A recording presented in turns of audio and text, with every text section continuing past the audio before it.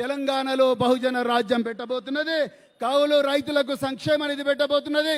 ఆ విధంగా చాలా గొప్ప గొప్ప మరి కార్యక్రమాలు బహుజన సమాజ్ పార్టీ చేయబోతున్నదని చెప్తూ మరి మరొక్కసారి మా అందరి ఆహ్వానం మేరకు బహన్జీ గారు వచ్చినందుకు మరొక్కసారి మరి మీ అందరికి కూడా ధన్యవాదాలు చెప్తూ జై భీమ్.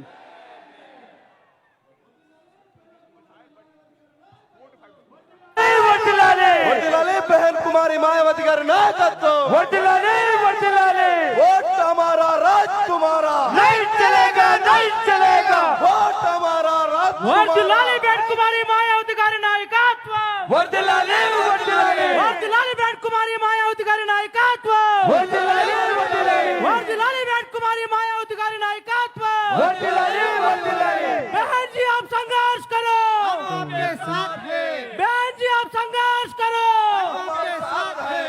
बहन जी आप संघर्ष करो, हम आपके साथ हैं. बहन जी आप आगे बढ़ो, हम आपके साथ हैं. बीएसपी का क्या पहचान, नीला झंडा हाथ निशान. बीएसपी का क्या पहचान, नीला झंडा हाथ निशान. बीएसपी का क्या पहचान, नीला झंडा हाथ निशान. वर्दिलाले बहन कुमारी मायावती गारी नायकत्व वर्दिलाले वर्दिलाले वर्दिलाले बहन कुमारी मायावती गारी नायकत्व वर्दिलाले वर्दिलाले वर्दिलाले बहन कुमारी मायावती गारी नायकत्व वर्दिलाले वर्दिलाले बहन कुमारी मायावती गारी नायकत्व वर्दिलाले वर्दिलाले बीएसपी का क्या पहचान, नीला झंडा हाथ निशान. बीएसपी का क्या पहचान, नीला झंडा हाथ निशान. बीएसपी का क्या पहचान, नीला झंडा हाथ निशान. यार गुर्तुके మనవోటు यार गुर्तुके మనవోటు यार गुर्तुके మనవోటు वर्दिलाले बहन कुमारी मायावती गारी नायकत्व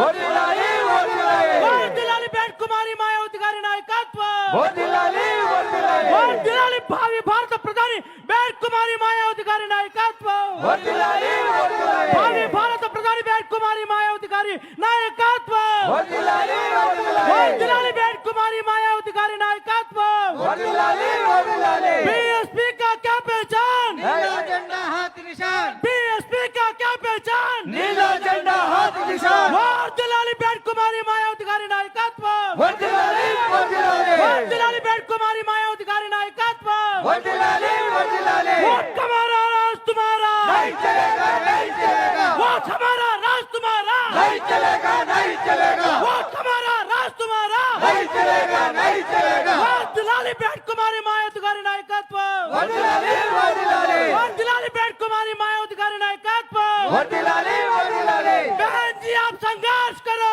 हम आपके साथ हैं. बहन जी आप संघर्ष करो, हम आपके साथ हैं. बहन जी आप आगे बढ़ो, हम आपके साथ हैं. बहन जी आप आगे बढ़ो, हम आपके साथ हैं. बहन जी आप संघर्ष करो, हम आपके साथ हैं बहन जी आप आगे बढ़ो, हम आपके साथ हैं. बहन जी आप संघर्ष करो, हम आपके साथ हैं बहन जी जिंदाबाद, जिंदाबाद जिंदाबाद बहन जी जिंदाबाद, जिंदाबाद जिंदाबाद बहन जी जिंदाबाद, जिंदाबाद जिंदाबाद बीएसपी का क्या पहचान, नीला झंडा हाथ निशान. बीएसपी का क्या पहचान, नीला झंडा हाथ निशान. बीएसपी का क्या पहचान, नीला झंडा हाथ निशान. बहन जी जिंदाबाद, जिंदाबाद जिंदाबाद बहन जी जिंदाबाद, जिंदाबाद जिंदाबाद बहन जी जिंदाबाद, जिंदाबाद जिंदाबाद वर्दिलाले बहन कुमारी मायावती गारी नायकत्व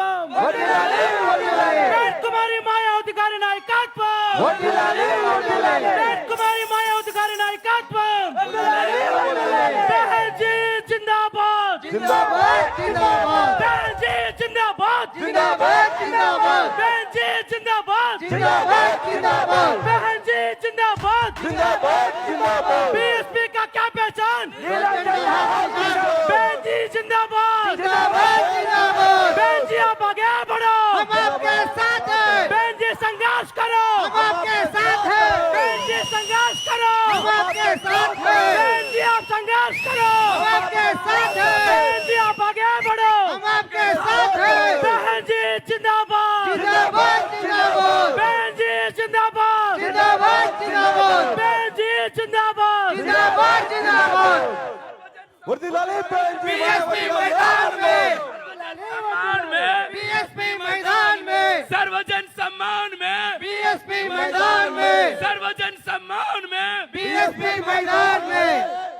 जय भीम, जय भीम, వర్ధిల్లాలి బహన్ కుమారి మాయావతి గారి నాయకత్వం, వర్ధిల్లాలి, వర్ధిల్లాలి, వర్ధిల్లాలి బహన్ కుమారి మాయావతి గారి నాయకత్వం, వర్ధిల్లాలి, వర్ధిల్లాలి, జిందాబాద్ బహన్ జీ మాయావతి గారి నాయకత్వం.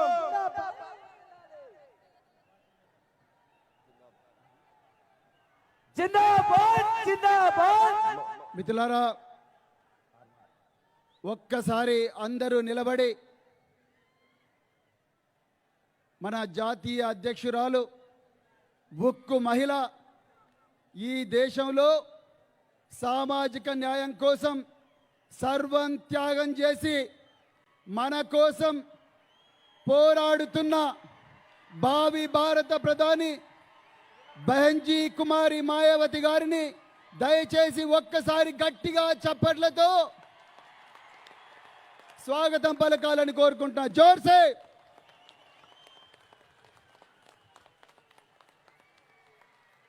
ఇప్పుడు మిత్రులారా ఒక్క నిమిషం ఇప్పుడు మరి బహన్జీ గారు ఒక్క నిమిషం ఏక్ మినిట్. ఇప్పుడు మన పవిత్రమైన బహుజన సమాజ్ పార్టీ పతాకాన్ని మన జాతీయ అధ్యక్షురాలు ఉత్తరప్రదేశ్ మాజీ ముఖ్యమంత్రి గారు బహన్జీ కుమారి మాయావతి గారు ఎగరేస్తారు. ఎగరేసిన తర్వాత అందరూ పిడికిలి పైకెత్తి ఇక్కడ బహుజన గీత ఆలపన ఉంటుంది. దయచేసి అందరు కూడా మరి బహుజన గీతాన్ని పాడి తమ నివాళులు మహనీయులకు అర్పించాల్సిందిగా మరి కోరుకుంటున్నాను మిత్రులారా.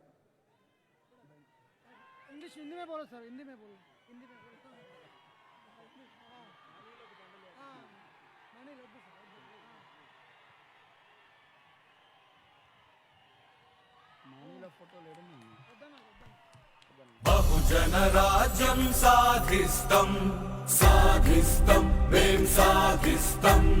బానిస బతుకులు మార్చేస్తం, మార్చేస్తం, మేం మార్చేస్తం. మహాత్మా పూలే, బాబాసాహెబ్ కాంచీరాం ధర్మం పాటిస్తాం. గుండెల నిండుగా ఏనుగే ఉండగా విజయం సాధిస్తాం. వెనుతిరగని ధీరులమై కొత్త చరితను నిర్మిస్తాం. నీలి జెండను చేపట్టి ఈ దేశాన్ని లేస్తాం. జయ హో, జయ హో, బహుజన్ సమాజ్ పార్టీ జయ హో. జై భీమ్, జై భీమ్, జై భీమ్. వర్ధిల్లాలి బహన్ కుమారి మాయావతి గారి నాయకత్వం, వర్ధిల్లాలి బహన్ కుమారి మాయావతి గారి నాయకత్వం. వర్ధిల్లాలి, వర్ధిల్లాలి. జిందాబాద్, జిందాబాద్. BSP జిందాబాద్. ఇప్పుడు 7 రాష్ట్రాల కోఆర్డినేటర్, తెలంగాణ రాష్ట్ర కోఆర్డినేటర్, సెంట్రల్ కోఆర్డినేటర్ అయినటువంటి ఎంపీ రాజ్యసభ అయినటువంటి రామ్జీ గౌతమ్ గారు ఈ సభను ముందుకు నడిపిస్తారు. కాబట్టి అందరం కూడా మీ స్థానాలలో కూర్చోవలసిందిగా కోరుతా ఉన్నాను.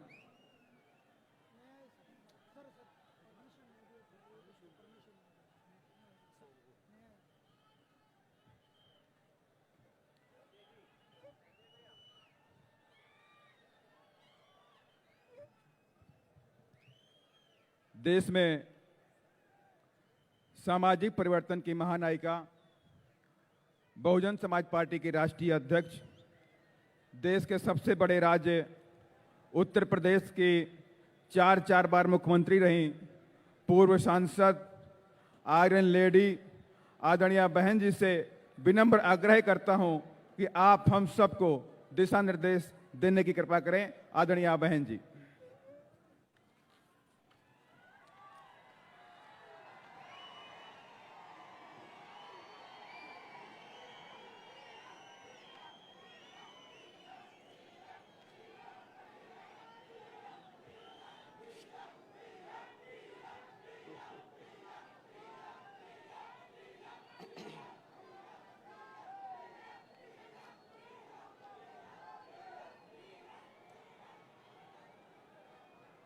తెలంగాణ स्टेट के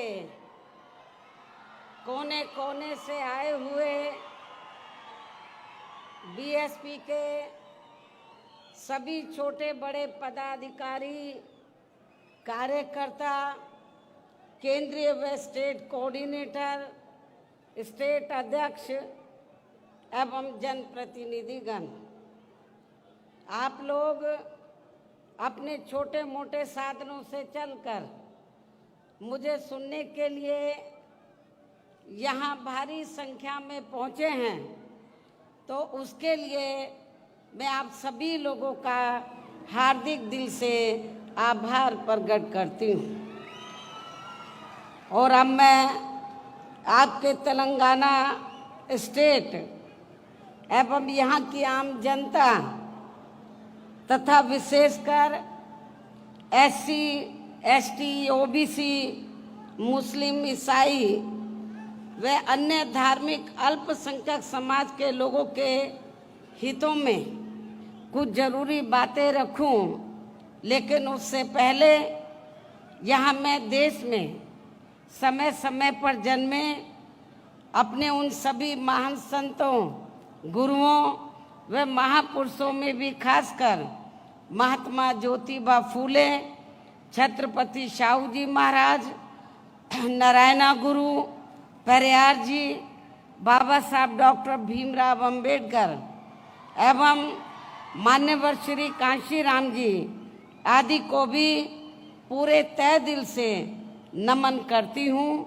नतमस्तक करती हूँ, जिन्होंने अनेकों कष्ट झेलकर यहाँ खासकर SC, ST व अन्य उपेक्षित वर्गों के लोगों को अपने पैरों पर खड़ा करने के लिए हर संभव पूरा प्रयास किया है। और जिनसे प्रेरित होकर व जिनके बताए हुए रास्तों पर चलकर ही मैंने खुद भी अपनी पूरी जिंदगी समर्पित की है। और अब मैं खासकर SC, ST व OBC वर्गों के लोगों को ये कहना चाहूँगी कि बाबा साहब डॉक्टर भीमराव अंबेडकर ने अपने अथक प्रयासों से इन वर्गों को भारतीय संविधान में आरक्षण संबंधी व अनेकों और कानूनी अधिकार तो जरूर दिला दिए हैं, लेकिन उनका इन सभी वर्गों के लोगों को अभी तक भी पूरा लाभ नहीं मिल पा रहा है, जिससे दुखी होकर ही फिर बाबा साहब डॉक्टर अंबेडकर ने केंद्र की कांग्रेसी सरकार से अपने केंद्रीय कानूनी मंत्री पद से इस्तीफा तक भी दे दिया था। और उसके बाद आप लोगों को ये मालूम है कि परम पूज्य बाबा साहब डॉक्टर अंबेडकर ने भारतीय संविधान में आरक्षण व अन्य और जरूरी कानूनी अधिकार आप लोगों को दिए, SC, ST, OBC वर्गों के लोगों को दिए। और ख़ास तौर से OBC वर्गों के लोगों के लिए भारतीय संविधान में आर्टिकल 340 की व्यवस्था करके तो उन्होंने ये प्रावधान किया कि देश में जो भी पहली सरकार बनती है वो कांग्रेस की बनी थी सेंट्रल में, तो उनकी जिम्मेवारी बनती है कि आर्टिकल 340 के तहत तो SC, ST को छोड़कर जो अन्य पिछड़े वर्ग के लोग हैं, जिनकी शैक्षणिक, सामाजिक और आर्थिक स्थिति लगभग SC, ST की तरह हैं, उनको भी शिक्षा, उनको भी जिंदगी के हर पहलू में आगे बढ़ने के लिए मौका मिलना चाहिए और सरकारी नौकरियों में खासकर आरक्षण की सुविधा मिलनी चाहिए।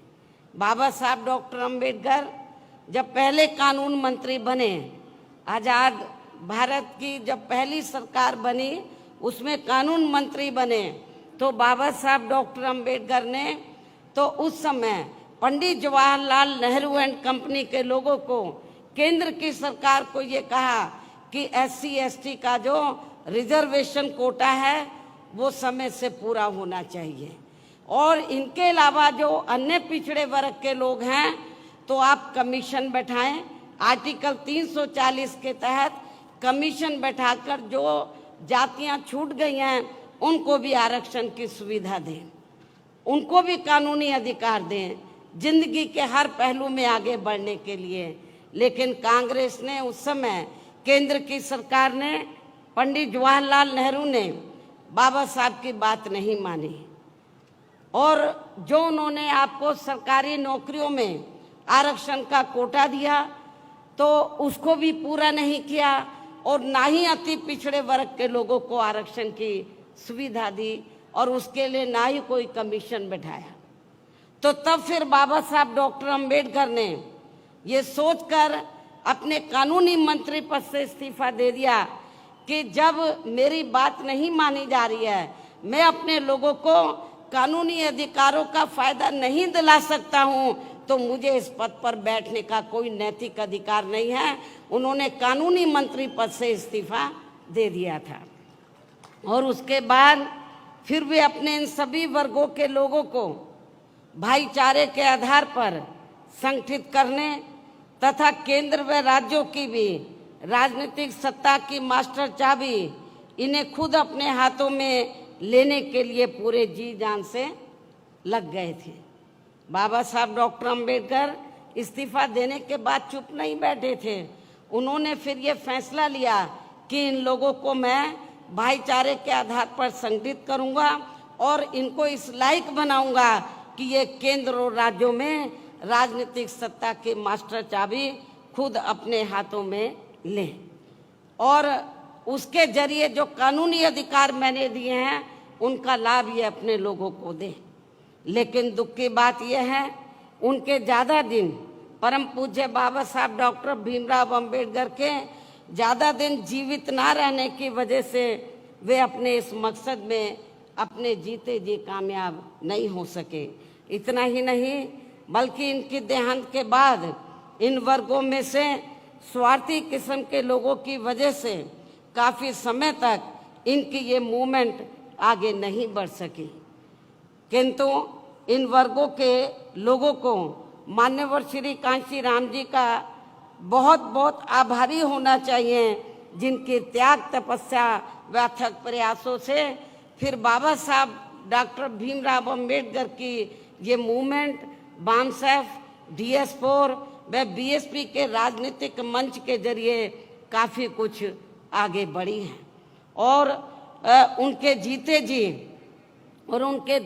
जी व देहांत के बाद भी मैं खुद भी पूरे जी जान से उनके इस मिशन को आगे बढ़ाने में पूरे जी जान से लगी हुई हूँ, जिसके तहत ही आबादी के हिसाब से देश के सबसे बड़े प्रदेश उत्तर प्रदेश में सर्व समाज में से खासकर गरीबों, दलितों, आदिवासियों, पिछड़े वर्गों, मुस्लिम व अन्य धार्मिक अल्पसंख्यक समाज के लोगों को भाईचारे के आधार पर संगठित करके फिर वहाँ मेरे नेतृत्व में हमारी पार्टी को, जो आबादी के हिसाब से देश का सबसे बड़ा प्रदेश है, फिर वहाँ मेरे नेतृत्व में हमारी पार्टी को 4 बार अपनी सरकार बनाने का मौका मिला है और वहाँ हमारी पार्टी ने राजनीतिक सत्ता की मास्टर चाबी के जरिए इन वर्गों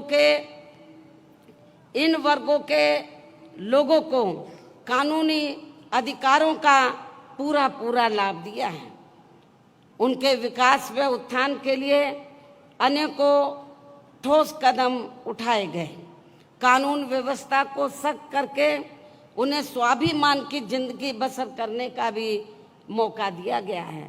खासकर यूपी में SC, ST व OBC वर्गों का सरकारी नौकरियों में विशेष अभियान चला के अधूरा पड़ा आरक्षण का कोटा पूरा किया गया।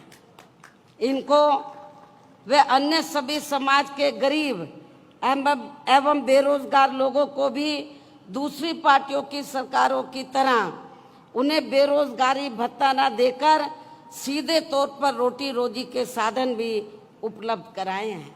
यहाँ मैं आपको ये बताना चाहती हूँ, एक फैशन सा बन गया है नौजवानों की वोट को लेने का। जब भी इलेक्शन होता है या पार्लियामेंट का हो या असेंबली का हो। खासकर कांग्रेस पार्टी का हमेशा हर चुनाव में ये कहती है कि जब हमारी सरकार बन जाती है, कांग्रेस बोलती है जब कांग्रेस पावर में आ जाएगी तो जो नौजवान गरीब बेरोजगार लोग हैं तो उनको रोटी रोजी के साधन तो उपलब्ध नहीं करा पाएगी, लेकिन उनको बेरोजगारी भत्ता 2-3 हजार रुपये जरूर दे देगी। मैं समझती हूँ ये ठीक नहीं है। हमारी पार्टी इसमें भरोसा नहीं रखती है, इस सोच में, इस नीति में भरोसा नहीं रखती है। और हमने केवल कहानी करके दिखाया। और उत्तर प्रदेश में मैंने अपनी चारों हुकूमतों में वहाँ पे जो नौजवान गरीब लोग थे, बेरोजगार लोग थे, उनको बेरोजगारी भत्ता नहीं, बेरोजगारी भत्ता क्या 4-5 हजार रुपये दे दो, उससे क्या आपका घर का खर्चा चल पाएगा? मैं समझती हूँ नहीं चल पाएगा। तो हमारी सरकार ने वहाँ दूसरी पार्टियों की तरह बेरोजगारी भत्ता ना देकर गरीब और बेरोजगार लोगों को, नौजवानों को हमने बड़े पैमाने पर वहाँ रोटी रोजी के साधन उपलब्ध कराए। और इतना ही नहीं, जो वहाँ पर भूमिहीन गरीब लोग थे उनको खेती करने के लिए हमने 3-3 एकड़ के हिसाब से सरकारी फ्री जमीन भी दी। लेकिन आपके तेलंगाना स्टेट में मुझे मालूम हुआ, यहाँ के आपके तेलंगाना स्टेट के जो मुख्यमंत्री हैं श्री केसीआर के बारे में मुझे मालूम हुआ कि इन्होंने हमारी सरकार की नकल तो जरूर की यहाँ पर, लेकिन उसको ज़मीनी हकीकत में अमली जामा नहीं पहनाया। इन्होंने कहा कि जो दलित वर्ग के लोग हैं या गरीब लोग हैं उनको 3-3 एकड़ हम खेती करने के लिए ज़मीन फ्री देंगे, लेकिन उन्होंने ऐसा नहीं किया। केवल कागजों में जरूर ज़मीन दे दी, लेकिन ज़मीनी हकीकत में, प्रैक्टिकल में आप लोगों को ज़मीन नहीं दी है।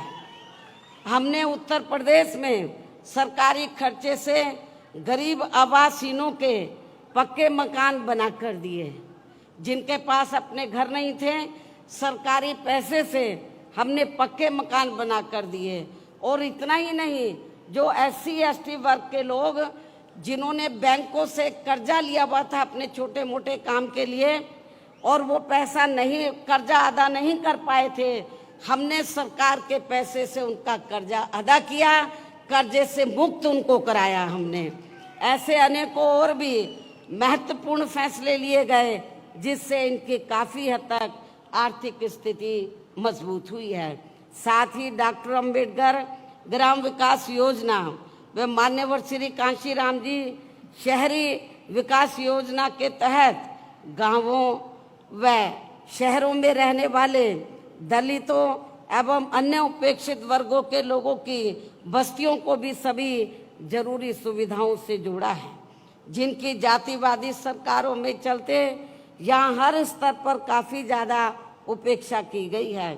इनके अलावा सर्व समाज में से गरीबों, बेरोजगारों, मजदूरों, कर्मचारियों, किसानों, व्यापारियों व अन्य मेहनतकश लोगों के हितों में भी अनेकों ऐतिहासिक कार्य किए हैं, जिनकी काफ़ी कुछ जानकारी आपके स्टेट के लोगों को भी है, उन्हें मैं दोहराना नहीं चाहती हूँ। इतना ही नहीं, बल्कि हमारी पार्टी की रही सरकार ने विशेषकर दलित एवं अन्य उपेक्षित वर्गों में जन्मे अपने महान संतों, गुरुओं व महापुरुषों आदि को भी विभिन्न रूपों में पूरा आदर सम्मान दिया है। इनके सम्मान में नवनिर्मित जिलों के नाम रखे गए तथा जनहित की अनेकों योजनाएं भी शुरू की गई। इनके आदर सम्मान में ऐतिहासिक स्मारक, गार्डन, पार्क आदि बनाए गए तथा इनकी काफ़ी भव्य प्रतिमाएं भी लगाई गई, जिनकी इन सब मामलों में विरोधी पार्टियों की रही सरकारों में वहाँ काफ़ी उपेक्षा की गई है। जबकि आपके यहाँ तेलंगाना स्टेट में बीएसपी के थोड़ा मजबूत होते ही अब यहाँ की वर्तमान श्री केसीआर की पार्टी की जो सरकार है वो अपने राजनीतिक स्वार्थ में खासकर SC एसटी व ओबीसी वर्गों के मसीहा परम पूज्य बाबा साहब डॉक्टर भीमराव अंबेडकर के नाम पर कुछ सरकारी स्थलों के नाम रखने तथा उनकी ऊंची प्रतिमा लगाने व विभिन्न योजनाएं चलाने आदि की भी याद आने लगी है, जिसका वास्तव में पूरा क्रेडिट व श्रेय यहाँ की मौजूदा राज्य सरकार को नहीं जाता है, बल्कि बीएसपी के हर उस छोटे बड़े कार्यकर्ता पदाधिकारी आदि को जाता है, जिनकी वजह से अब यहाँ अपनी पार्टी का जनाधार बढ़ा है, जिससे घबराकर फिर यहाँ की वर्तमान राज्य सरकार को ये सब करने के लिए मजबूर होना पड़ा है। मुझे ये भी मालूम हुआ कि यहाँ के मुख्यमंत्री ने 2-3 बार ये कहा कि बाबा साहब डॉक्टर अंबेडकर ने जो भारतीय संविधान बनाया है तो हम उसको बदल देंगे, वो हमारी सोच के मुताबिक नहीं है। लेकिन जब हमारे लोग इसके खिलाफ मैदान में उतरे तो अपनी इस कमी पर पर्दा डालने के लिए, आपको खुश करने के लिए ये सब नाटकबाजी इनको करनी पड़ी है। जबकि इस मामले में सच्चाई तो ये है कि आपके राज्य सहित पूरे देश में कांग्रेस, बीजेपी व अन्य कोई भी जातिवादी पार्टी दिल से ये कतई भी नहीं चाहती है कि यहाँ एससी, एसटी, ओबीसी, मुस्लिम व अन्य धार्मिक अल्पसंख्यक समाज के लोगों का भी सही से विकास व उत्थान आदि हो सके तथा इनके संतों, गुरुओं व महापुरुषों आदि को भी पूरा आदर सम्मान मिल सके। इसलिए इनके ऐसे दिखावटी कृत्यों से, कार्यशैली से यहाँ एससी, एसटी, ओबीसी, मुस्लिम व अन्य अकलियत समाज के लोगों का भला होने वाला नहीं है, बल्कि इन वर्गों के महान संतों, गुरुओं व महापुरुषों आदि को विभिन्न रूपों में आदर सम्मान देने के साथ साथ इन लोगों की गरीबी एवं बेरोजगारी आदि को दूर करके इन्हें खुद के अपने पैरों पर खड़ा करने के लिए यहाँ अपनी पार्टी के लोगों को अपने स्टेट में भी, यानी कि अपने तेलंगाना स्टेट में भी यूपी की तरह ही विशेषकर एससी, एसटी, ओबीसी, मुस्लिम व अन्य धार्मिक अल्पसंख्यक समाज के लोगों को भाईचारे के आधार पर जोड़ना है तथा यहाँ अपनी पार्टी के जनाधार को कैडर के आधार पर बढ़ाना है। इसके साथ साथ अपनी पार्टी को बीएसपी सदस्यता के जरिए आर्थिक तौर पर मजबूत भी बनाना बहुत जरूरी है। और इस मामले में वैसे आप लोगों को ये मालूम है कि हमारी पार्टी अपने संगठन को चलाने व चुनाव आदि लड़ाने के लिए भी कांग्रेस, बीजेपी व अन्य विरोधी पार्टियों की तरह बड़े बड़े पूंजीपतियों व धन्ना सेठों आदि से आर्थिक मदद नहीं लेती है, बल्कि अपनी पार्टी के ही आम कार्यकर्ताओं की आर्थिक मदद से व उनके सामर्थ्य के हिसाब से थोड़ी थोड़ी आर्थिक मदद लेकर तब अपनी पार्टी के संगठन को चलाती है तथा चुनाव आदि भी लड़ाती है, जो विरोधी पार्टियों को अच्छा नहीं लगता है। साथ ही बीएसपी को कमजोर करने के लिए खासकर कांग्रेस, बीजेपी व अन्य पार्टियों द्वारा आए दिन जो किस्म किस्म के हथकंडे अपनाए जा रहे हैं, तो उनसे भी अपनी पार्टी के लोगों को जरूर सावधान रहना है। और खासकर यहाँ की जो वर्तमान सरकार है उसके उससे भी जरूर आपको सावधान रहना है। और इस संबंध में सावधानी के तौर पर यहाँ मैं ये भी कहना चाहूँगी, देश के जिन जिन राज्यों में हमारी पार्टी मजबूत हो रही है, देश के जिन जिन राज्यों में हमारी पार्टी मजबूत हो रही है, तो वहाँ विरोधी पार्टियों ने पर्दे के पीछे से विशेषकर दलित व अन्य कमजोर वर्गों में से स्वार्थी किस्म के लोगों को इस्तेमाल करके तथा उनके जरिए अनेकों दलित एवं पिछड़े वर्ग के संगठन व छोटी छोटी पार्टियां भी काफी बनवा दी गई हैं, ताकि चुनाव के दौरान वे अपने हिसाब से, यानी कि विरोधी पार्टियां अपने हिसाब से बीएसपी की मजबूत सीटों पर खासकर दलित आदिवासी व अन्य पिछड़े वर्ग के उम्मीदवार उतारकर उनका वोट बांट सके, जिससे फिर हमारी पार्टी चुनाव में अपना उम्मीदवार ना जिता सके तथा फिर ये पार्टी यानी कि हमारी पार्टी सत्ता से दूर बनी रहे। एक ये भी षड्यंत्र विरोधी पार्टियों का चल रहा है और ये सब हमें आपके स्टेट में भी काफ़ी कुछ देखने के लिए मिल रहा है, जिससे आप लोगों को जरूर सचेत रहना है। अर्थात आपको अपना वोट कतई भी बांटना नहीं है। जबकि बीएसपी के खासकर दलित बेस वोट को तोड़ने के लिए अब सभी विरोधी पार्टियां इनके मसीहा परम पूज्य बाबा साहब डॉक्टर भीमराव अंबेडकर की जयंती एवं पुण्यतिथि पर किस्म किस्म के कार्यक्रम आदि करके खूब नाटक करती रहती हैं, जिनको यहाँ के जातिवादी लोग व उनकी पार्टियां उनके जीते जी बिल्कुल भी आगे बढ़ते हुए देखना नहीं चाहते थे।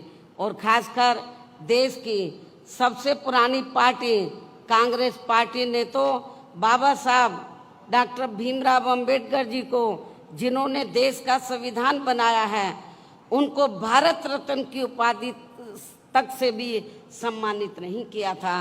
आज़ादी के बाद कांग्रेस पार्टी लंबे अरसे तक सेंटर की सत्ता में रही।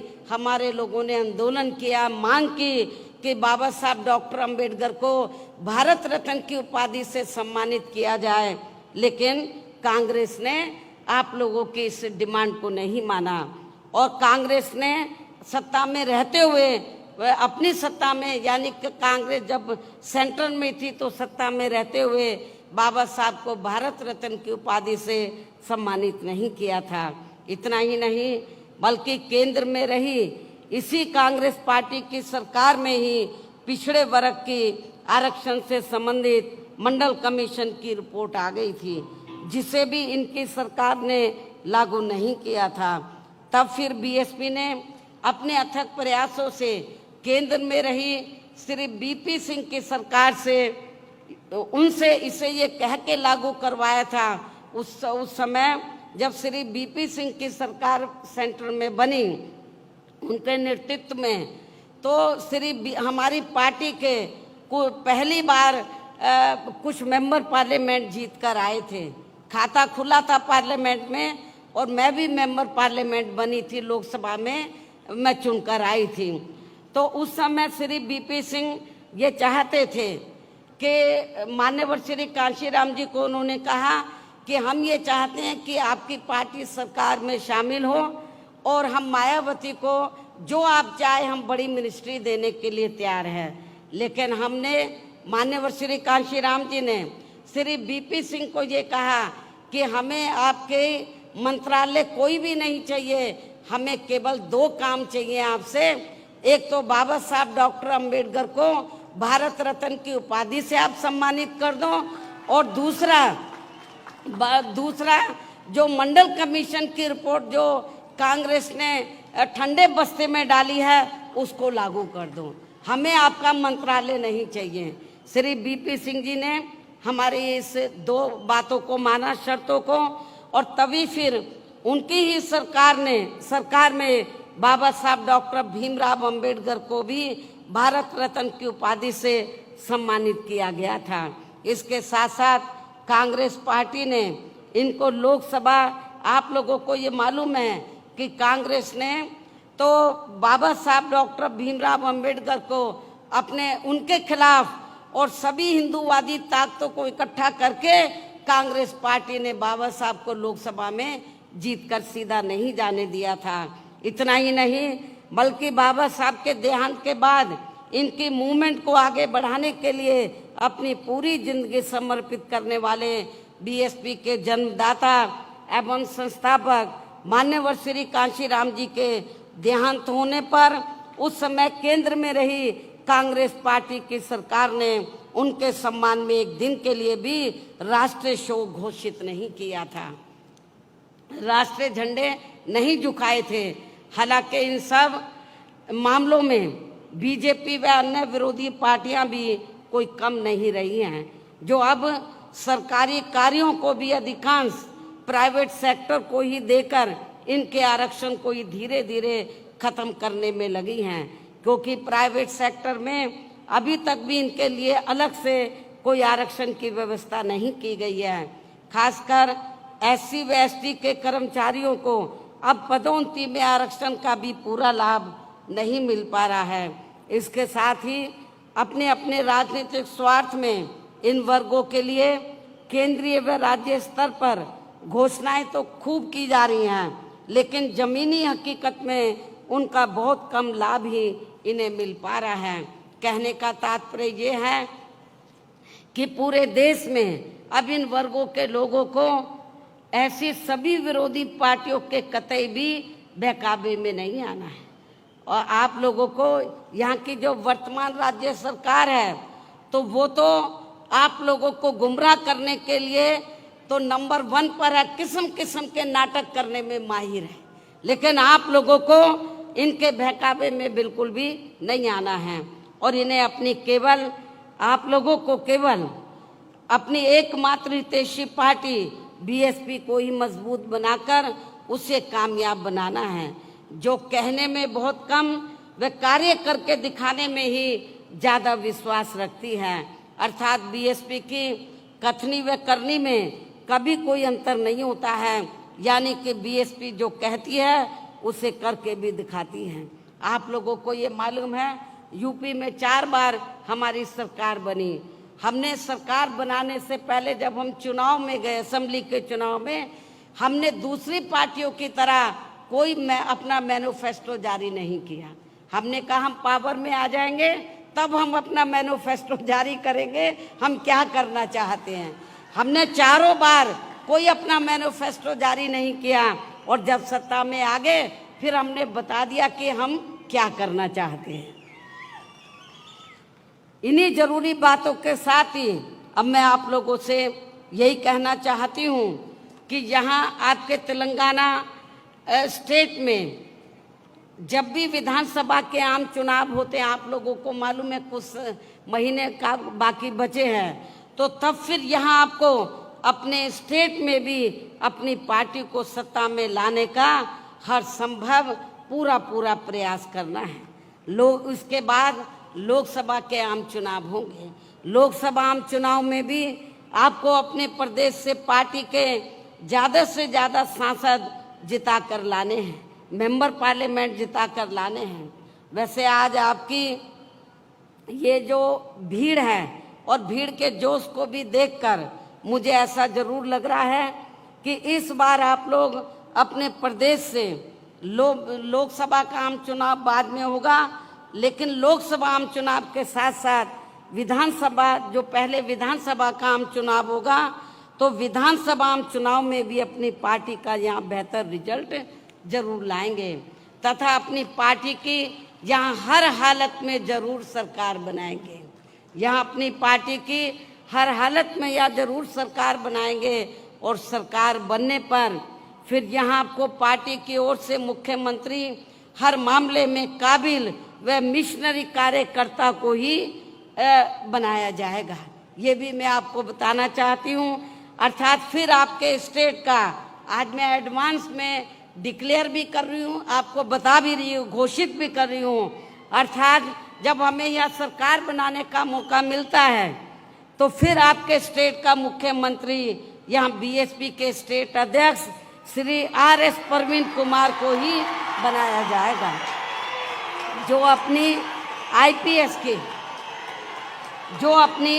IPS की बड़ी सरकारी नौकरी से इस्तीफा देकर वह VRS लेकर अब पूरी मिशनरी भावना से यह अपनी पार्टी को मजबूत बनाने में लगे हैं।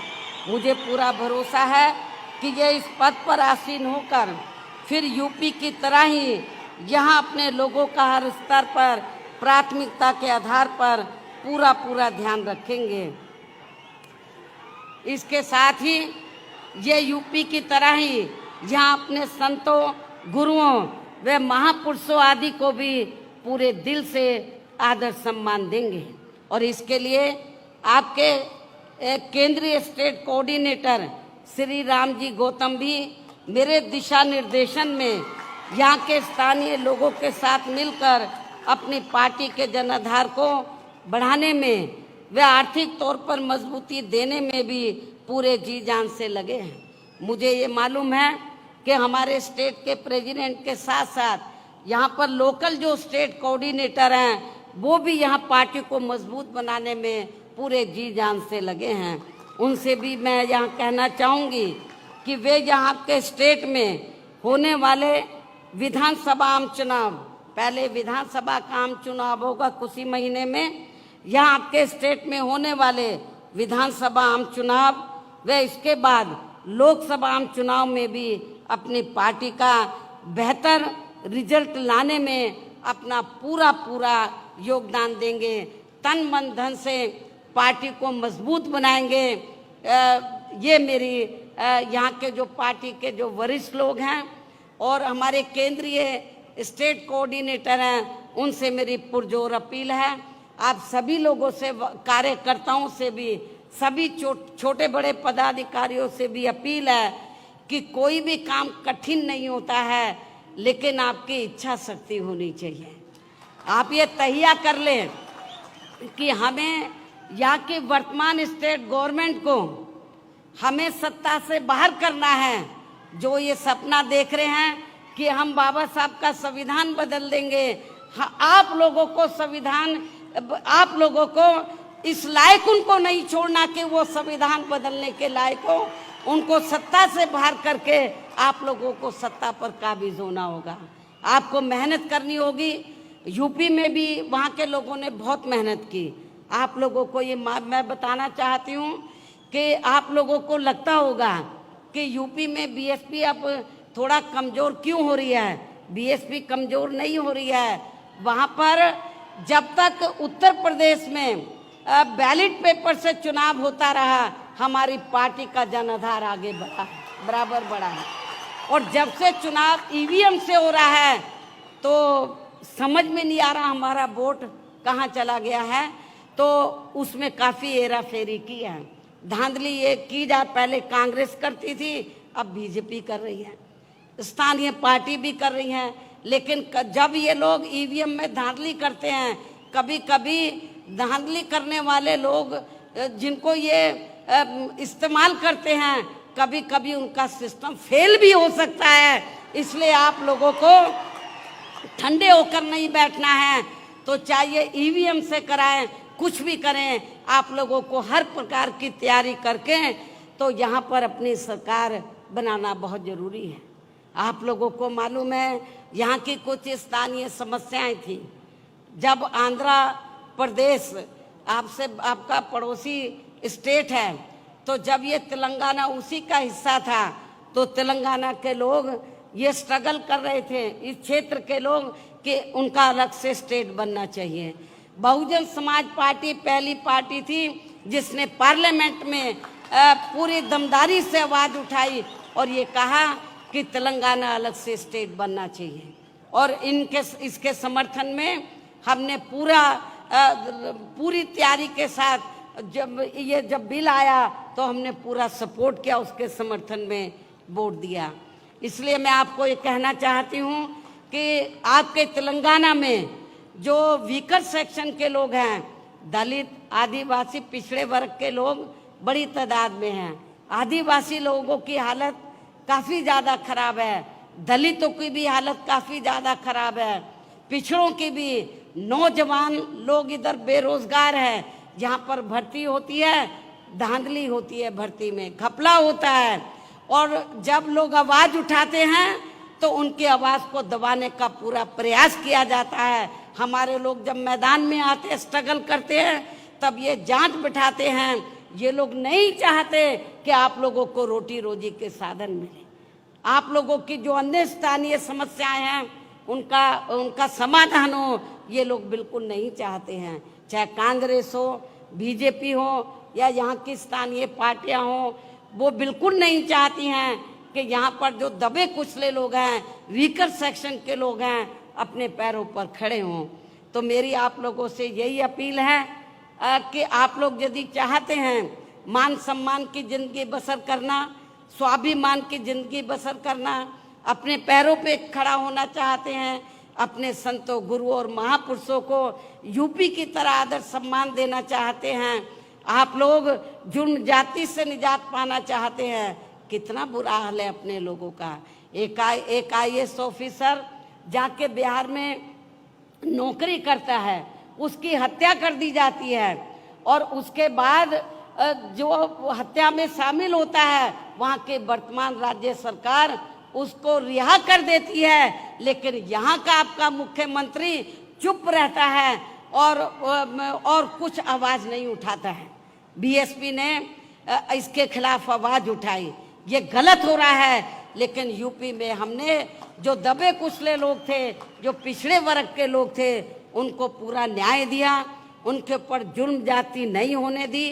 हालांकि हमने जो फैसले लिए, दूसरी पार्टियां उसकी नकल करने की पूरी कोशिश में लगी रहती है, लेकिन वो जातिवादी मानसिकता होने की वजह से उनकी नीयत साफ नहीं है, इसलिए वो लोग उसका फायदा आप लोगों को नहीं दे पा रहे हैं। तो मेरी आप लोगों से फिर पुरजोर अपील है कि कुछ ही महीनों में असेंबली का चुनाव होगा।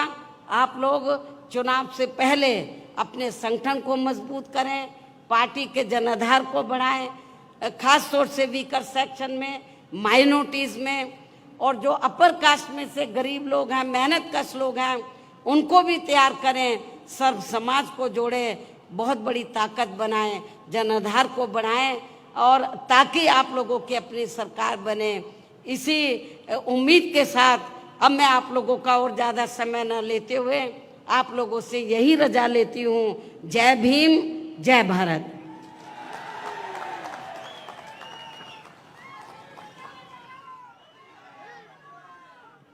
తెలంగాణ భరోసా సభ ద్వారా ఎంతో చరిత్రాత్మకమైనటువంటి ప్రసంగం చేసినటువంటి బహన్ కుమారి మాయావతి గారి మేడం గారి యొక్క ప్రసంగాన్ని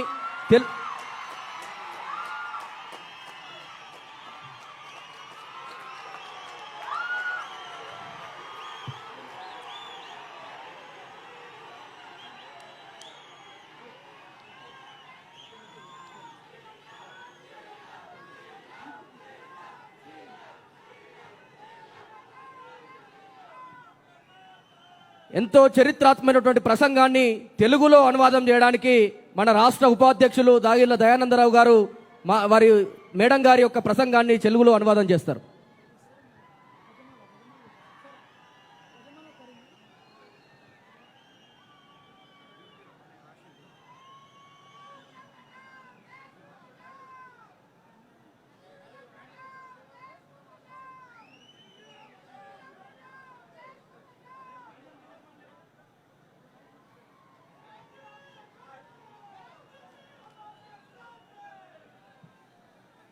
మిత్రులారా,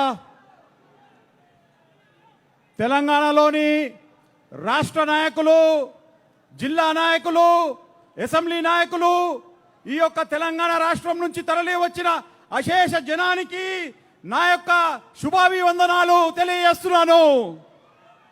ముఖ్యంగా దూర ప్రాంతాల నుంచి వచ్చినటువంటి మీ అందరికీ కూడా పేరు పేరున శుభాభివందనలు తెలియజేసుకుంటున్నాను. Bahujan Samaj party SC, ST, OBC మైనారిటీలకే కాకుండా ముస్లింలకు, క్రిస్టియన్లకు అన్ని రకాల ప్రాధాన్యత ఇచ్చి ఉత్తరప్రదేశ్లో 4 సార్లు ప్రభుత్వాన్ని ఏర్పాటు చేసి అందరికీ సమానమైన అధికారాలను పంచిపెట్టిన ఘనత ఉంది మిత్రులారా. అలాగే మహాపురుషులైనటువంటి మన జ్యోతిరావు పూలే, నారాయణ గురు, పెరియార్ రామస్వామి, ఛత్రపతి సాహు మహారాజ్, మాన్యవర్ కాంశీరామ్, బాబాసాహెబ్ అంబేద్కర్ యొక్క విచారధారాల మీద మనము ఈ యొక్క తెలంగాణ రాష్ట్రంలో కూడా యూపీ లాగా ముందుకు తీసుకెళ్తామని మనవి చేస్తున్నాను మిత్రులారా. అలాగే ఇక్కడ అనేక త్యాగాల మీద మనము ఈ యొక్క బహుజన్ సమాజ్ పార్టీని నిర్మాణం చేయడం జరిగింది. అంబేద్కర్ అందించినటువంటి రిజర్వేషన్లు ఏవైతే ఉన్నాయో అవి మొట్టమొదటి గవర్నమెంట్ అయినటువంటి కాంగ్రెస్ అవి ఎలాంటి ఇంప్లిమెంట్ అనేది ఈ దేశంలో చేయకపోవడం వల్లనే మనకు అనేక కష్టాలనేటి కాంగ్రెస్ మూలంగానే జరిగినాయని తెలియజేసుకుంటున్నాను మిస్టర్. అలాగే ఎస్సీ, ఎస్టీ, ఓబీసీల గురించి అని బాబాసాహెబ్ అంబేద్కర్ 340 340 ఆర్టికల్ని మనకు రాజ్యాంగబద్ధంగా పొందుపరచడం వల్లనే మనకు ఎన్నో లాభాలు బీసీ, ఓబీసీ వర్గాలకు జరిగిందని తెలియజేస్తున్నాను మిత్రులారా. అలాగే మన యొక్క అంబేద్కర్ మొట్టమొదటి లా మినిస్టర్గా ఉన్నప్పుడు మన అందరికి కూడా సమాన అధికారాలు హక్కులు లభించాలని చెప్పి మనకు రాజ్యాంగబద్ధంగా అందరికీ ఎస్సీ ఎస్టీ బీసీ మైనారిటీలకు అందరికీ న్యాయం చేయాలని ఆలోచన చేసి జవహర్లాల్ నెహ్రూతో పోరాడి మహిళలకు కూడా సమాన అధికారాలు కావాలని అడిగి బీసీలకు కూడా సమాన అధికారాలను కావాలని చెప్పి వారు దానిని ఒప్పుకోనందుకు వారి యొక్క మంత్రి పదవిని రాజీనామా చేసిన ఘనత బాబాసాహెబ్ అంబేద్కర్ అని తెలియజేస్తున్నాను మిత్రులారా. మనము ఈ దేశంలో రాజ్యాధికారం దక్కించుకోవాలంటే మాస్టర్ కీ అనేది మన చేతికి అందాల మిత్రులారా. మనము మాస్టర్ కీని చేతిని అందించుకున్నప్పుడే ఈ యొక్క బహుజనుల బతుకులు మారుతాయని తెలియజేస్తున్నాను మిత్రులారా. అలాగే మనము ఆలోచించుకున్నట్టయితే మనకు మాన్యవర్ కాంశీరామ్ గారు బహుజన్ సమాజ్ పార్టీ నిర్మాణానికంటే ముందు మనకు బాంసెఫ్ నిర్మాణం చేయడం జరిగింది. అలాగే DS4 నిర్మాణం జరిగింది. ఆ తర్వాత BSPని స్థాపించడం జరిగింది. ఈ యొక్క మిషను ఈ యొక్క భారతదేశంలో ఎంత పెద్ద జాతీయ పార్టీగా మనం ఆవిర్భవింపజేసుకున్నాం అనేది మీకు అందరికీ తెలిసిన విషయమే. ఉత్తరప్రదేశ్లో మనం ఏవైతే సంస్కరణలు చేసినామో ఉత్తరప్రదేశ్లో 4 సార్లు బెహన్ కుమారి మాయావతి గారు ముఖ్యమంత్రిగా అన్ని అధికారాలు ఎస్సీ ఎస్టీ బీసీ మైనారిటీలకు నిరుద్యోగులకు అందరికీ ఉపాధి వాళ్లకు ఉద్యోగాలు కల్పించడం అనేది జరిగింది మిత్రులారా. అలాగే ఉత్తరప్రదేశ్లో ఏదైతే మనకు ఈరోజు ఇక్కడ కాపీ కొడుతున్నటువంటి కేసీఆర్ ఎవరైతే ఉన్నారో కేవలం పేపర్ల మీద మాత్రమే అవన్నీ కూడా ఇంప్లిమెంటేషన్ జరుగుతున్నాయి కానీ నిజానికి ఇక్కడ ప్రాక్టికల్గా మాత్రం ఏమి కూడా ఇంప్లిమెంట్ చేయడం లేదు మిత్రులారా. కాబట్టి నేను ఒకటే విషయం చెప్తున్నాను, మనము ఒకవేళ బహుజన్ సమాజ్ పార్టీని మనము ఓటేసి గెలిపించుకున్నట్టయితే బెహన్ కుమారి మాయావతి గారు ఏదైతే యూపీలో మనకు అందించినటువంటి రైతులకు ఎన్నో ఎకరాల భూమిని లక్షల ఎకరాల భూమిని మొట్టమొదటిసారి ముఖ్యమంత్రి అయినప్పుడు ఉచితంగా పంచియడం జరిగింది మిత్రులారా. అలాగే పేపర్ల మీద మాత్రమే ఇక్కడ పంచినట్టు ఈ యొక్క కేసీఆర్ ప్రభుత్వం చూపించడం జరుగుతుంది. కానీ వాస్తవానికి ఉత్తరప్రదేశ్లో అది పూర్తిగా డబుల్ బెడ్రూమ్ ఇల్లే కానివ్వండి అన్నీ కూడా అక్కడ 4 సార్లు ముఖ్యమంత్రి అయినప్పుడు ఏవైతే పథకాలు అమలు చేశామో అవన్నీ ఇక్కడ అమలు పరుస్తున్నట్టు కేవలం పేపర్ల మీద మాత్రమే భ్రమింపజేస్తున్నాడు. కాబట్టి మీరంతా జాగ్రత్తగా ఉండాలి. ఈ యొక్క కాంగ్రెస్ తోని బీజేపీతోని ఈ టీఆర్ఎస్ తోని వాళ్ళు కళ్ళబొల్లి మాటలు చెప్పి మిమ్మల్ని మోసం చేస్తారు మిత్రులారా. కాబట్టి మీరందరూ కూడా ఖచ్చితంగా మీ యొక్క రాబోయే ఎన్నికల్లో మనము మన యొక్క నాయకులని గెలిపించుకోవాల్సిన అవసరం ఉందని తెలియజేస్తున్నాను మిత్రులారా. ఇప్పుడు మనం గనక చూసినట్టయితే బహుజన్ సమాజ్ పార్టీ మనకు ఒక మహానాయకుడిని ఈరోజు బెహన్ కుమారి మాయావతి గారు రాబోయే రోజులలో మనకు ఈ తెలంగాణ రాష్ట్రానికి ముఖ్యమంత్రిగా ప్రకటించడం జరిగింది ముఖ్యమంత్రిని. అలాగే మనము ఈ యొక్క ఎమ్మెల్యే ఎలక్షన్లే కాకుండా ఎంపీ ఎలక్షన్లో కూడా మనం పెద్ద ఎత్తున మన యొక్క సత్తాను చాటాల్సిన అవసరం ఉందని తెలియజేస్తున్నాను మిత్రులారా. అలాగే మహాపురుషులైనటువంటి మన మహనీయుల యొక్క కట్టడాలు అంబేద్కర్ పార్కే కానివ్వండి లేదా యూనివర్సిటీయే గౌతమ్ బుద్ధ యూనివర్సిటీయే కానివ్వండి ఇంకా మహాపురుషుల పేర్ల మీద అనేక రోడ్ల పేర్లు కానివ్వండి అనేక సందర్భాలలో ఎన్నో గొప్ప గొప్ప సంస్కరణలు అనేది ఉత్తరప్రదేశ్లో ఏదైతే చేయడం జరిగిందో అది ఇక్కడ తెలంగాణలో రాబోయే రోజులలో అవన్నీ ఇంకా అంతకంటే గొప్పగా మనం ఇక్కడ అమలు పరుచుకుందామని తెలియజేస్తున్నాం మిత్రులారా. అలాగే ఏదైతే దళితుల పట్ల ఘోరాతి ఘోరంగా ఈ కేసీఆర్ నోరు మెదపప్పుకోవడం అనేది కూడా మీరు చూస్తున్నారు మిత్రులారా. మొన్న జరిగినటువంటి బీహార్లో ఒక IAS ఆఫీసర్ కృష్ణయ్య అనే ఒక దళిత ఆఫీసర్ని అక్కడ చంపినటువంటి గూండాలను జైల్లో పెట్టినా కూడా అక్కడ నుండి వాళ్ళు అన్యాయంగా అక్రమంగా ప్రభుత్వం యొక్క విధి విధానాలను మార్చి మరి వారిని విడుదల చేయడం జరిగింది మిత్రులారా. కానీ ఉత్తరప్రదేశ్లో మనము చట్టాన్ని చాలా గొప్పగా అమలుపరుచుకున్న చరిత్ర మనకు ఉంది మిత్రులారా. అట్లాగే SC ST BCలే కాకుండా అగ్రవర్ణ పేదలకు కూడా ఎన్నో గొప్ప పథకాలు మనకు ఉత్తరప్రదేశ్లో అమలుపరుచుకోవడం జరిగింది మిత్రులారా.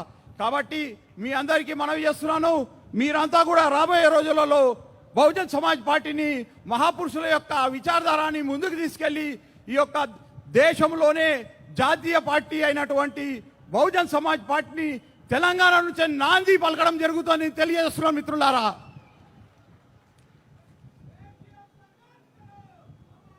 మిత్రులారా, ఈరోజు మీరు చూస్తున్నారు బీజేపీ కానివ్వండి లేదా కాంగ్రెస్ కానివ్వండి మనను కళ్ళబొల్లి మాటలతోని మోసం చేసి ఎక్కడైతే బలంగా బీఎస్పీ ఉందో అక్కడ ఆ బలాన్ని పుంజుకోకుండా ప్రజలను మాయమాటలు చెప్పి డబ్బులతో మభ్యపెట్టి 2000, 3000, 5000 ఇచ్చి మనను మభ్యపెట్టి మనను ఎదగకుండా చేయాలని చూస్తున్నారు. కానీ అసలైన అభివృద్ధి అనేది నిరుద్యోగులకు మనము భరోసా ఇచ్చి ఈ యొక్క సభ భరోసా సభ కాబట్టి ఆ యొక్క భరోసాను మనం ఉత్తరప్రదేశ్లో ఇవ్వడం జరిగింది.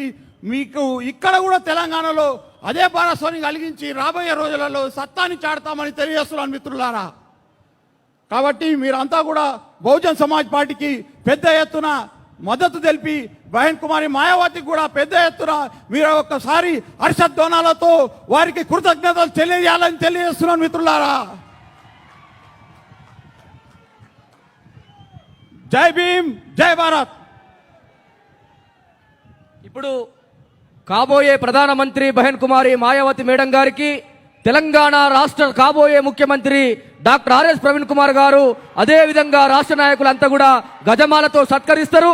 అదే విధంగా ఏనుగు బొమ్మను జ్ఞాపికగా అందజేస్తారు. అది ఇప్పుడు రాష్ట్ర అధికార ప్రతినిధి అరుణా క్వీన్ గారు ఓట్ ఆఫ్ థ్యాంక్స్ చెప్పి ఈ కార్యక్రమాన్ని సభను ముగిస్తారు.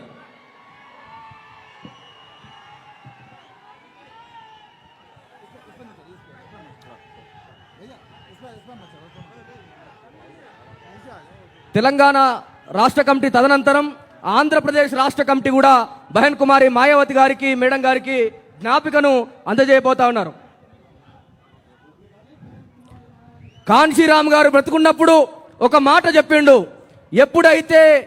ఎక్కడైతే నీలి జెండా అదే విధంగా ఏనుగు గుర్తు నేను చనిపోయినాక కూడా కనబడుతుందో అక్కడ నేను మళ్ళీ బతికున్నట్టని ఆయన చేసినటువంటి ప్రకటన ఎగురుతున్నటువంటి ఈ నీలి జెండా సాక్షిగా తెలంగాణ రాష్ట్రములో మాన్యవర్ కాన్షీరామ్ గారు బతికే ఉన్నారని చెప్పేసి అశేష జనవాహిని నిదర్శనంగా తెలియజేస్తా ఉన్నది. అదే విధంగా కాబోయే ప్రధానమంత్రిగా బహన్ కుమారి మాయావతి గారు తప్పకుండా ఈ దేశాన్ని ఏలబోతా ఉన్నారని చెప్పేసి ఈ అశేష ప్రజావాహిని తెలియజేస్తా ఉన్నది. అదే విధంగా తెలంగాణ రాష్ట్రాన్ని 1300 మంది అమరులు ఆత్మ త్యాగం చేసినటువంటి తెలంగాణ రాష్ట్రాన్ని, సకల జనులు పోరాడి సాధించినటువంటి తెలంగాణ రాష్ట్రాన్ని, తప్పకుండా బందీ అయినటువంటి తెలంగాణ రాష్ట్రాన్ని డాక్టర్ ఆర్ఎస్ ప్రవీణ్ కుమార్ గారు ముఖ్యమంత్రి అయ్యి విముక్తి చేయబోతా ఉన్నారని చెప్పేసి కదిలొచ్చినటువంటి పల్లె లంబాడి తండాల నుంచి మొదలుకొని గిరిజన గుడాల నుంచి మొదలుకొని గ్రామాల నుంచి తరలిచ్చినటువంటి అశేష జనవాహిని తెలియజేస్తా ఉన్నారు. కాబట్టి అందరికి కూడా తరలిచ్చినటువంటి అందరికీ అంబేద్కర్, పూలే, కాన్షీరామ్ గారి ఆశయాల సాధన కోసం సాగుతున్నటువంటి అందరికి కూడా జై భీములు తెలియజేసుకుంటూ అరుణా క్వీన్ గారు ఓట్ ఆఫ్ థ్యాంక్స్ చెప్పవలసిందిగా కోరుతా ఉన్నాం. జై భీమ్ అందరికి. ఇక్కడికి మొట్టమొదటిగా విచ్చేసిన ఉత్తరప్రదేశ్ మాజీ ముఖ్యమంత్రి వర్యులు బహుజన్ సమాజ్ పార్టీ సుప్రీమో కుమారి మేడం మాయావతి గారికి కృతజ్ఞతలు తెలుపుకుంటూ, ముఖ్యంగా తెలంగాణ రాష్ట్ర బిల్లుకి తన 36 మంది ఎంపీ ఒక పాట పాడగలరు. సాంస్కృతిక శాఖ ఒక పాట దయచేసి ఒక్క నిమిషం దయచేసి ప్రజలారా, బహుజన సమాజ్ పార్టీ కార్యకర్తలారా, కళాకారులు పాటమ్మ రాంబాబు ఉన్నాడు, దయచేసి యాదమ్మ ఉన్నది, గజ్జల పద్మ ఉన్నది, కుంట సీరణ గారు ఉన్నారు, అదే విధంగా చాలా మంది కళాకారులు ఉన్నారు. దయచేసి మేడం గారి గురించి ఒక పాట పాట పాడండి ప్లీజ్. ఓకే ఒక్కటి పాడి.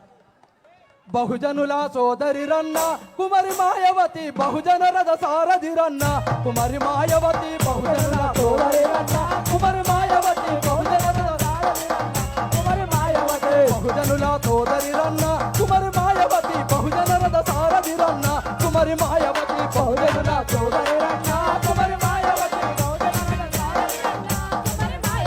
బహుజనుల సోదరి రన్న కుమారి మాయావతి బహుజన రథ సారథి రన్న కుమారి మాయావతి బహుజనుల సోదరి రన్న కుమారి మాయావతి బహుజన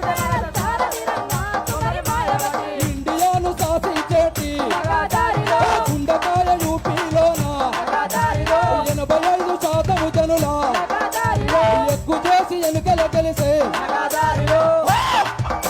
ముఖ్యమంత్రి పీఠము ఎక్కి కుమారి మాయావతి మనువాదుల మెడలు వంచెను కుమారి బహుజనుల సోదరి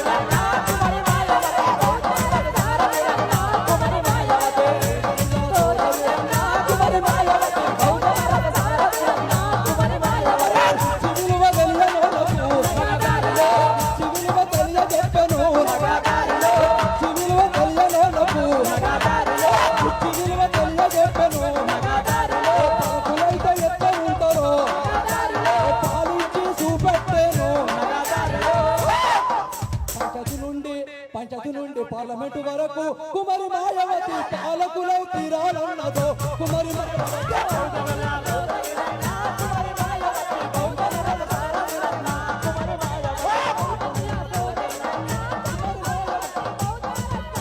రాంబాబు గారు ఒక పాట ఒక చరణం పాటమ్మ రాంబాబు గారు ఒక పాట పాటమ్మ రాంబాబు గారు ఒక పాట చరణం ప్లీజ్. బహుజన రాష్ట్ర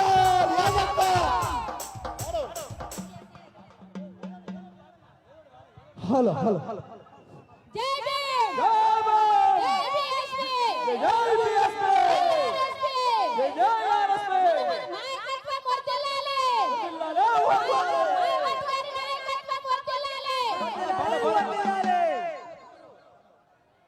మరువలేము మరువబోము అక్క మాయక్క నీ మేలు మేము మరువబోము మాయవతి అక్క మరువలేము మరువబోము అక్క మన మాయావతి మేలు మేము మరువలేము అక్క మన మాయావతి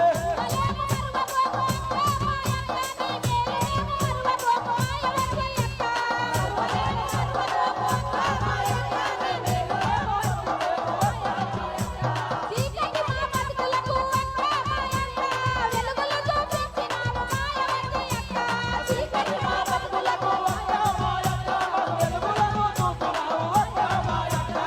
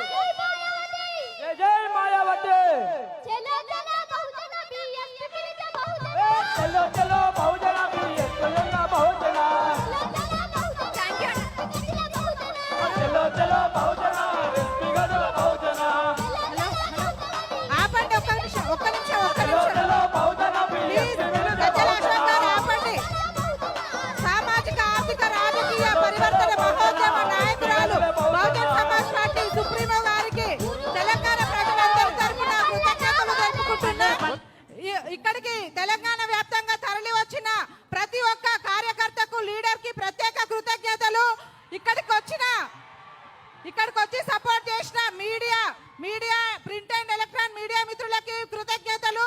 ముఖ్యంగా పోలీస్ డిపార్ట్మెంట్ కి, central and state police department గా మొత్తానికి ప్రత్యేక కృతజ్ఞతలు. బహుజన్ సమాజ్ పార్టీ తెలంగాణ రాష్ట్ర యూనిట్ తరపున ఇంత మంచి గొప్ప ప్రోగ్రామ్ ని ఆర్గనైజ్ చేసిన 7 రాష్ట్రాల కోఆర్డినేటర్ శ్రీ రామ్జీ గౌతమ్ సార్ గారికి, state president Shri doctor RS Praveen Kumar గారికి ప్రత్యేక కృతజ్ఞతలు. జై భీమ్లు. మీరందరూ దూరం నుండి వచ్చిండ్రు, జాగ్రత్తగా ఇంటికి వెళ్ళాలని తెలియజేసుకుంటూ ఇంతటితో ఈ సమావేశం, ఈ బహిరంగ సభ, తెలంగాణ భరోసా సభకి వచ్చిన ప్రతి ఒక్కరికి జై భీమ్లు తెలుపుకుంటూ క్లోజ్ చేస్తున్నాం. Thank you. జై భీమ్, జై భారత్, జై బీఎస్పీ, జై మాయావతి.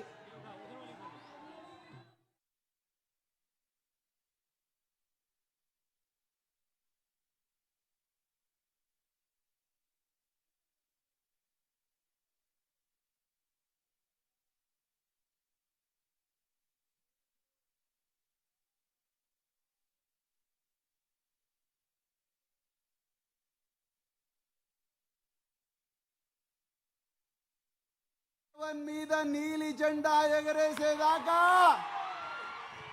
ఈరోజు మన బహన్జీ గారు మన తెలంగాణ బహుజన ప్రజానీకం మీద ఒక పెద్ద బాధ్యత పెట్టిండ్రు మిత్రులారా. ఎన్ని కష్టాలు వచ్చినా, ఎన్ని ఇబ్బందులు వచ్చినా, ఎన్ని ఇక్కట్లు వచ్చినా, ఎన్ని కేసులు పెట్టినా, ఏం చేసినా కూడా తెలంగాణలో ప్రగతి భవన్ మీద నీలి జెండా ఎగరేసేదాకా ఇక్కడున్న ఏ సైనికుడు కూడా తెలంగాణలో అధికారాన్ని హస్తగతం చేసుకొని అప్పుడు మళ్ళీ బహన్జీ గారిని పిలిపిద్దాం. అంతవరకు నిద్రపోయేది లేదు, మాట దప్పుడు లేదు, మడమ దిప్పుడు లేదు. ఇక కేసీఆర్కి ఇప్పుడు ఏం చేస్తావు? జై భీమ్. కేసీఆర్ को हटाओ, तेलंगाना को बचाओ. केसीआर को हटाओ, तेलंगाना को बचाओ. अरे जोर से बोलो, केसीआर को हटाओ, तेलंगाना को बचाओ. అప్పుడే జోరు తగ్గింది, పెంచుండిగా.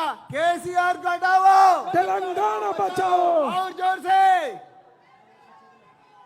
థ్యాంక్ యూ మిత్రులారా. జై భీమ్. ఒక్కసారి గట్టిగా అందరి చేతులు పైకి. జై భీమ్.